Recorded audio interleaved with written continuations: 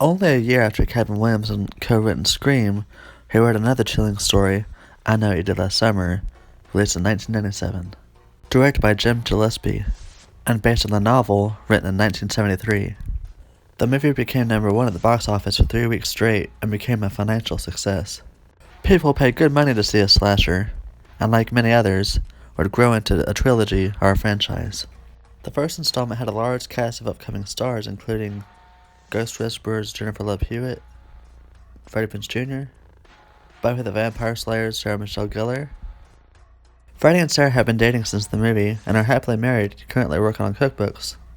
Oh, from stardom to starving. And you got Ryan Phillippe, who also co-starred along Sarah Michelle Gellar in Cruel Intentions. The cast, I think, does a good job in selling their characters aside from Freddie Prinze Jr., which is pretty awful, but he's hot, so.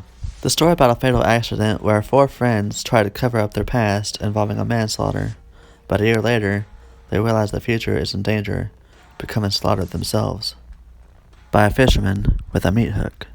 The attire that the killer wears was always corny, but the weapon of choice makes up for it. I was a much more devoted fan when I was younger. It's not as compelling or fun as Scream or other slashers, but I Know What You Did Last Summer is still an intense thriller where secrets aren't safe. Taking a more realistic approach outside of the supernatural, where any stranger can become your worst nightmare. The characters in the story are developed and written very well, on the account of the film's writer, who also created the following, which I definitely recommend.